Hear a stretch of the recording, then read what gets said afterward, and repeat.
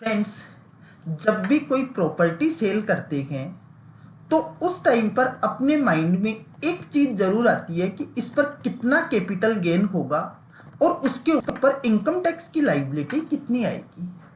तो जनरली हमारे पास पूछा जाता है कि सर 1992 में ये प्रॉपर्टी हमने परचेज की थी 70,000 रुपीज़ में, और आज इस प्रॉपर्टी को हम मतलब मार्च 2025 में हमारे को रजिस्ट्री करवानी है जो कि 70 लाख रुपीज़ में रजिस्ट्री होगी। तो आप बता दीजिए इस पर कितना कैपिटल गेन बनेगा और कितना टैक्स बनेगा।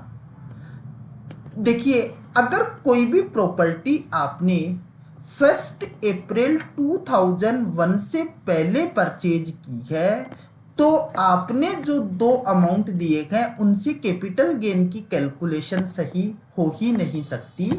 क्यों नहीं हो सकती?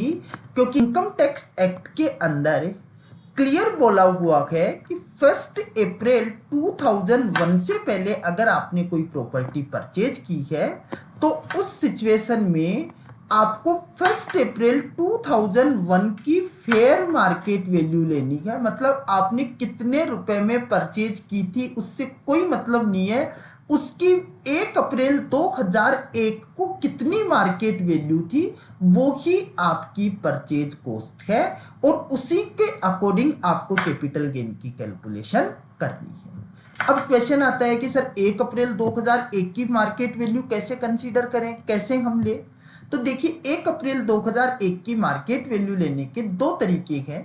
एक तरीका तो है कि आप जहां भी प्रॉपर्टी आपकी सिचुएटेड है, अगर उसके आसपास की कोई प्रॉपर्टी उस टाइम पर खरीदी हुई हो और आपके पास उसकी रजिस्ट्री या कोई और लीगल डॉक्यूमेंट हो तो आप उस बेसिस पर उसकी वैल्यू ले सकते हो। और अगर ऐसा नहीं है तो आपको अपने सब रजिस्ट्रार ऑफिस जाइए और सब रजिस्ट्रार ऑफिस के अंदर रिक्वेस्ट करनी पड़ेगी कि इसकी 1 अप्रैल 2001 को डीएलसी रेट क्या थी, वो डीएलसी रेट को ही आप फेयर मार्केट वैल्यू मानते हुए कैपिटल गेन की कैलकुलेशन कर सकते हैं। Thank you so much. ऐसे ही अपडेट्स के लिए इस चैनल को सब्सक्राइब जरूर करें।